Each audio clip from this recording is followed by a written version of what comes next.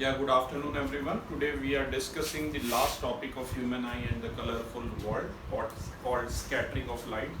In our previous video we have told you about dispersion of light, in which when one white light passes through a glass prism, it splits up into 7 different colors, the phenomena called dispersion of light.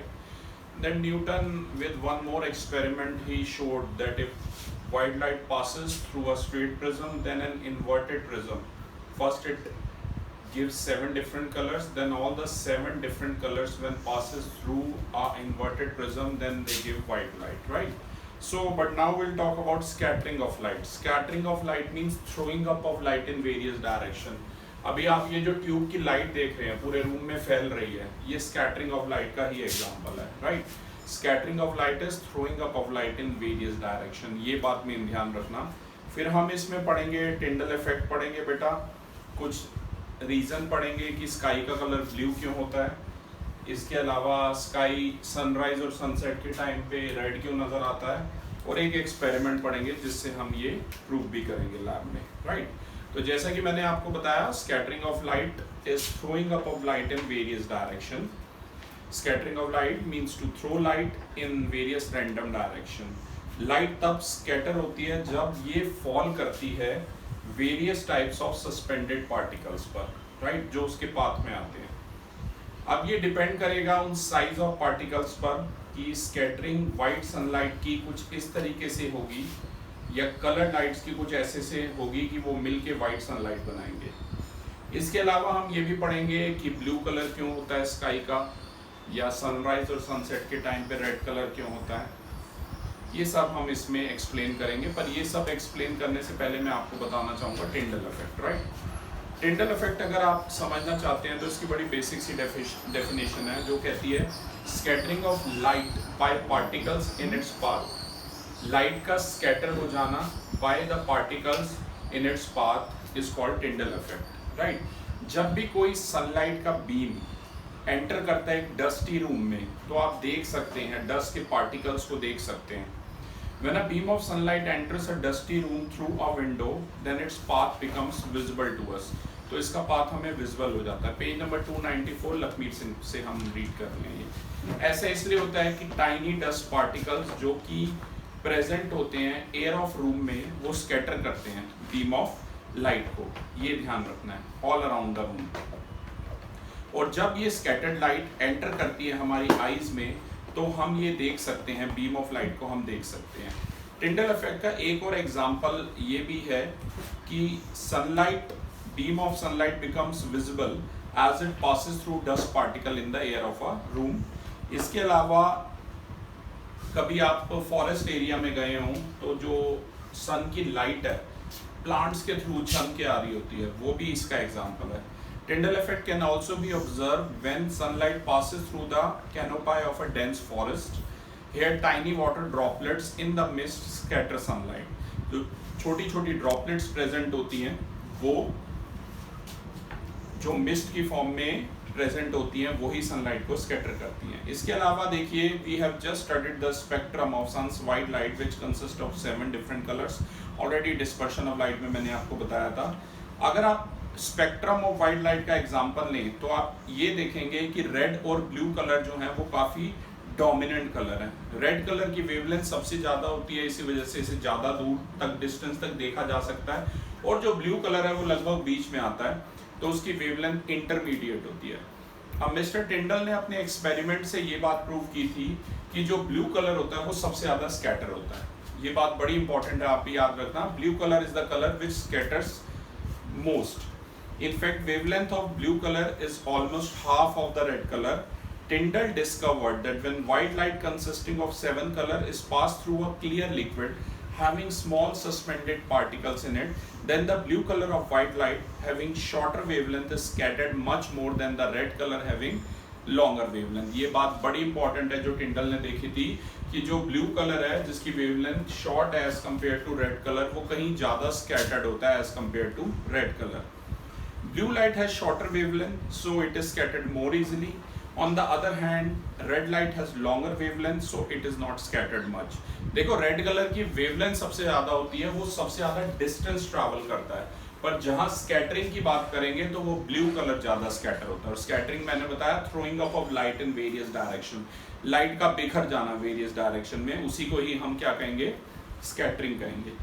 Red light has the longer wavelength, so it is not scattered much. In other words, the blue colored light present in white sunlight is scattered much more easily than the red light.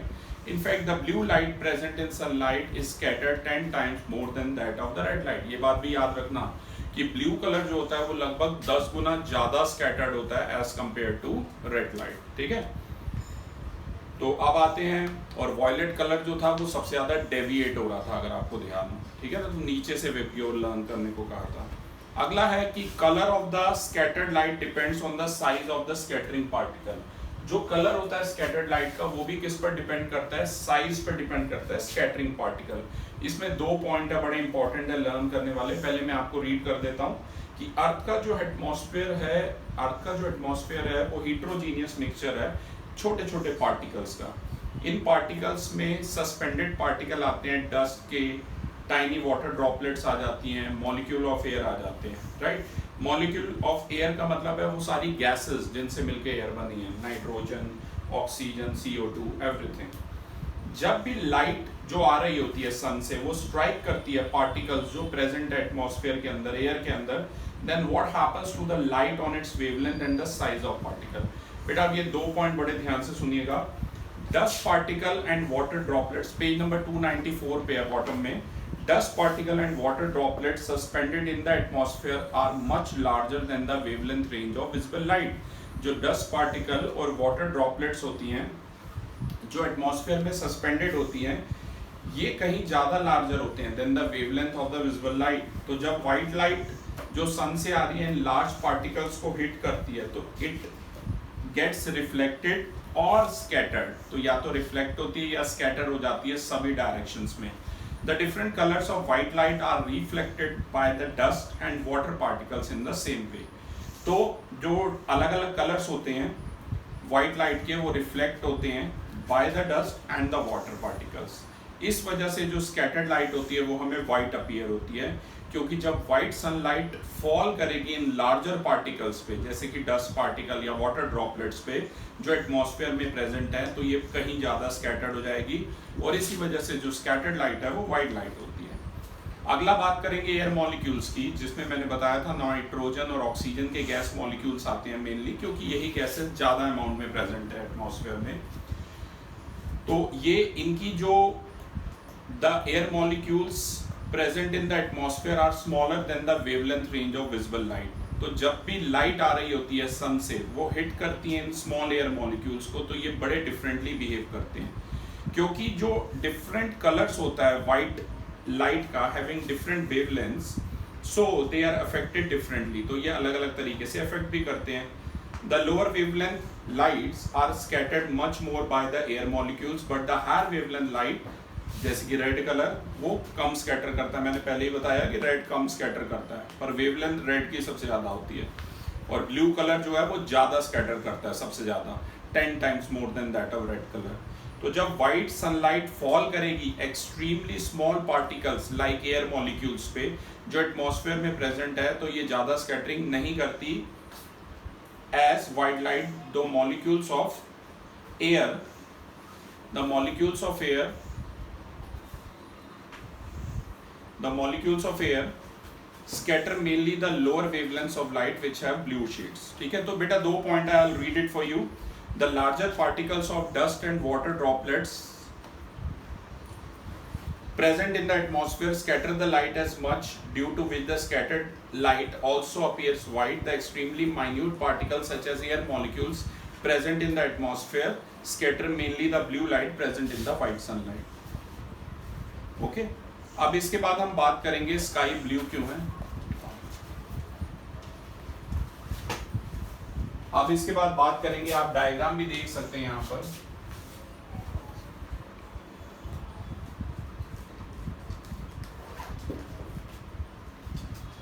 इसके बाद हम बात करेंगे sky blue क्यों है। ये देखिए sunlight जो है it is a mixture of 7 different colours. यहाँ सन से लाइट आ रही है सनलाइट, और स्काई ब्लू क्यों है, क्योंकि ब्लू कलर मैंने पहले ही बताया सबसे ज़्यादा स्कैटर होता है। 10 गुना लगभग as compare to red colour. ठीक है, ये मिस्टर टिंडल ने अपने एक्सपेरिमेंट से प्रूव की थी ये चीज़। तो यहाँ आप देख सकते हैं कि जो स्ट्रेट लाइट आती है, little of the blue light scattered, यहाँ पर जो है यहाँ भी ब्लू लाइट ज़्यादा स्कैटर हो रही है, यहाँ भी ब्लू लाइट ज़्यादा स्कैटर हो रही है। तो इस डायग्राम से हम समझ सकते हैं scattering of the blue component of the white sunlight by air molecules present in the atmosphere causes the blue color of the sky। जो स्कैटरिंग होती है ब्लू कंपोनेंट की व्हाइट सनलाइट की एयर मॉलिक्यूल्स के द्वारा, वही ब्लू कलर स्काई का जो है उसके लिए रिस्पॉन्सिबल है। अभी मैंने आपको बताया sunlight is made up of 7 different colour which are mixed together. जब ये सनलाइट पास करेगी थ्रू द एटमॉस्फेयर, तो ये सारा ब्लू ही है यहाँ पर, राइट। जब ये पास करेगी एटमॉस्फेयर के थ्रू, तो अधिकतर जो लॉन्गर वेवलेंथ है जैसे कि रेड, ऑरेंज, येलो जो प्रेजेंट है, ये ज्यादा स्कैटर नहीं हो पाती एयर मॉलिक्यूल्स के द्वारा। तो भाई सिंपल सी बात है, कौन सा कलर सबसे ज्यादा स्कैटर होता है? ब्लू कलर सबसे ज्यादा स्कैटर होता है, और इस वजह से स्काई का कलर ब्लू है। एक और पॉइंट आता है इसमें कि अगर अर्थ का कोई एटमॉस्फेयर ना होता consisting of air, then there would have been no scattering of sunlight at all. तो इस केस में कोई भी जो लाइट है from the sky would have entered our eyes, तो स्काई हमें पूरा डार्क नजर आता, ब्लैक नजर आता, ठीक है ना। अगर आप आउटर स्पेस से देखेंगे तो आपको ऐसा ही नजर आएगा, ब्लू नहीं नजर आएगा। ब्लू किस वजह से? क्योंकि ब्लू कलर सबसे ज्यादा स्कैटर होता है और हम एटमॉस्फेयर में देखते हैं कलर को, तभी हमें ब्लू नजर आता है। तो आउटर स्पेस में स्काई जो है डार्क और ब्लैक नजर आता है instead of blue. This is because there is no atmosphere containing in the air in outer space to scatter sunlight. Since there is no scattered light to reach our eyes in outer space, therefore the sky looks dark and black there. This is why the astronauts जो बाहर मतलब astronaut जो देखते हैं उन्हें black ही नजर आता है, राइट। ये छोटी सी बात है। और रेड कलर को एज अ डेंजर सिग्नल क्यों यूज किया जाता है? क्योंकि उसकी वेवलेंथ सबसे ज्यादा आती है। अब इसके बाद ये बात करेंगे, बड़ा इंपॉर्टेंट टॉपिक है कि सन जो है हमें रेड क्यों नजर आता है सनराइज के टाइम पे और सनसेट के टाइम पे और कई बार शाम के समय भी देखते हो रेड, ऑरेंजिश रेड नजर आता है। उसका रीजन ये होता है जब सनराइज सुबह होने वाला होता है, सनराइज के समय, तब स्कैटरिंग नाम का कोई फंडा शुरू ही नहीं हुआ होता है। तो कौन सा कलर है जिसकी वेवलेंथ सबसे ज्यादा है और जो सबसे ज्यादा डिस्टेंस ट्रैवल कर सकता है? वो है रेड कलर। इसी वजह से सुबह के समय अगर आप देखेंगे सनराइज के टाइम पे, तो आपको स्काई पूरा का पूरा रेड नजर आएगा। और शाम के टाइम पे, सनसेट के टाइम पे भी ऐसा कभी होता है, ऑरेंजिश रेड नजर आता है। उसका ये रीजन है कि पूरा दिन तो ब्लू होगा एयर मॉलिक्यूल्स की वजह से, क्योंकि सबसे ज्यादा ब्लू कलर स्कैटर हो रहा था, पर शाम के टाइम पे, सनसेट के टाइम पे स्कैटरिंग सारा ब्लू कलर फिनिश अप हो जाता है। तो फिर कौन सा कलर है जो सबसे ज्यादा वेवलेंथ है, जो सबसे ज्यादा डिस्टेंस ट्रैवल कर सकता है? वो है रेड कलर। तो इस वजह से ही सनराइज के टाइम पे और सनसेट के टाइम पे आपको स्काई जो है वो रेड नजर आएगा। और दोपहर के टाइम पे अगर आप सन को देखेंगे ना गर्मियों में, एग्जैक्टली दोपहर के टाइम में देखेंगे साउथ साइड पे, तो वो बिल्कुल हाइट पे होता है और स्ट्रेट रेज आती है, तब आपको व्हाइट नजर आएगा, क्योंकि तब वहां से स्ट्रेट रेज आती है। और white light is a combination of all 7 colours, you know that. मैं ये रीड कर देता हूँ आपके लिए। The sun and the surrounding sky appears red at sunrise and at sunset because at that time most of the blue color present in the sunlight has been scattered out and away from our line of sight, leaving behind mainly red color in the direct sunlight beam that reaches our eyes। अब इसे explain इसलिए ऐसे कर सकते हैं, page number 296 Lakshmir Singh. At the time of sunrise and sunset, when the sun is near the horizon, the sunlight has to travel the greatest distance through the atmosphere to reach us। During this long journey of sunlight, most of the shorter wavelength blue color present in it is scattered out and away from our line of sight. So the light reaching us directly from rising sun or setting sun consists mainly of longer wavelength red colors, due to which the sun appears red. Due to the same reason, the sky surrounding the rising sky and the setting sun also appears red. So sunrise और sunset के time पे हमेशा आपको red नजर आता है। अब एक क्वेश्चन और भी है बेटा इसमें जो मैंने बोला, why the sun appears white when it is overhead in the sky?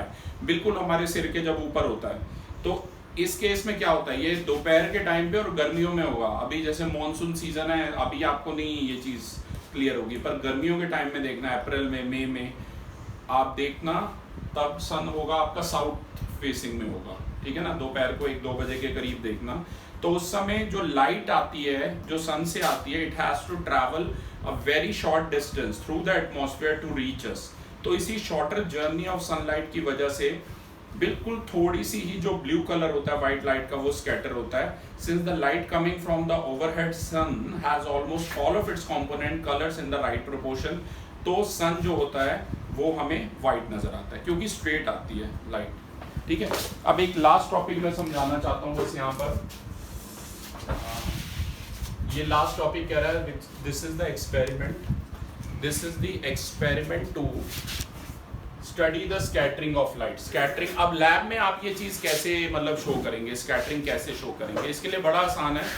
देखो यहाँ पर है ना एक बीकर लिया है, बीकर में बिल्कुल साफ आपने पानी लेना है. राइट. ये कन्वेक्स लेंस दो लगे हुए हैं जो आप देख रहे हैं, the lens thicker at the centre and thinner at the edges. ये कोई सोर्स ऑफ लाइट है वाइट लाइट का, वाइट बल्ब लगा सकते हैं. तो ये कन्वेक्स लेंस आपको पता है कन्वर्जिंग लेंस होता है, it converges the parallel beam of light rays at one point. तो सोर्स को हमें मतलब फोकस पे रखना है, तो फोकस से जो रेज आएंगी जब कन्वेक्स लेंस में से पास करेंगी तो वो पैरेलल हो जाएंगी. ये एक आर्टिफिशियल मेथड है ये प्रूव करने के लिए कि रेड कलर का वेवलेंथ ज़्यादा है, मतलब सनराइज और सनसेट पे जो कलर होता है वो रेड होता है. और ऐसा क्यों है कि रेड कलर का वेवलेंथ ज़्यादा है, ये एक आर्टिफिशियल मेथड है लैब में करने के लिए. इसमें हम पानी क्रिस्टल क्लियर जितना भी ले लें, हाइपो नाम का केमिकल, उसका निकनेम है hypo, sodium thiosulphate NaHSO4. Sodium thiosulphate लगभग हमें 200 ग्राम ऐड करना होता है और थोड़ा सा 1 से 2 ml हमें कॉन्सेंट्रेटेड सल्फ्यूरिक एसिड भी ऐड करना होता है. तो क्लास आप देखेंगे जो कलर हो जाएगा ना बीकर का वो ब्लू हो जाएगा. तो ये प्रूव करेगा कि जो व्हाइट लाइट थी उसमें से सबसे ज़्यादा स्कैटरिंग कौन सा कलर कर रहा है, ब्लू कलर कर रहा है. सेटअप कुछ ऐसे ही बनाना है. ये स्लिट्स हैं, ये दो रेस तो रिफ्लेक्ट बैक हो जाएंगी, बाकी जो रेस जो पास करेंगी ना, यहाँ पर एक वाइट स्क्रीन लगा हुआ है, वाइट स्क्रीन पे रेड कलर का एक पैच आ जाएगा. राइट. और ये प्रूव करेगा कि रेड कलर की लॉन्गेस्ट वेवलेंथ है. तभी ये देखो ना लॉन्गेस्ट वेवलेंथ, वेवलेंथ होती है क्या, distance travelled bye a wave containing one crest और ट्रेफ. राइट. मेरे साउंड चैप्टर के वीडियोस में आप देख सकते हैं, उसमें मैंने वेवलेंथ वगैरह के कंसेप्ट बहुत अच्छे से एक्सप्लेन किए हैं. तो ये देखिए स्ट्रेट रेज, यहाँ पर रेड कलर का पैच ऑब्टेन हो जाएगा. इसी वजह से सनराइज और सनसेट के टाइम जो स्काई का कलर होता है वो रेड होता है, क्योंकि रेड कलर सबसे ज़्यादा डिस्टेंस ट्रैवल कर सकता है और बाकी ये ब्लू होता है. ठीक है ना, क्योंकि ब्लू कलर, ये जो बीकर में पानी था उसमें हमने सोडियम थायोसल्फेट NaHSO4 डाला था 200 ग्राम और 1 to 2 ml सल्फ्यूरिक एसिड डाला था, तो ये क्रिस्टल ब्लू हो जाएगा. तो ये पता चल जाएगा ब्लू कलर स्कैटर सबसे ज़्यादा होता है और रेड कलर की वेवलेंथ सबसे ज़्यादा है और वॉयलेट कलर सबसे ज़्यादा डेविएट होता है. राइट. तो वॉयलेट का डेविएशन इसमें नहीं है, पर ये दो कलर के फंडे आप समझ सकते हैं. So class this was about human I and the colourful world. Thank you.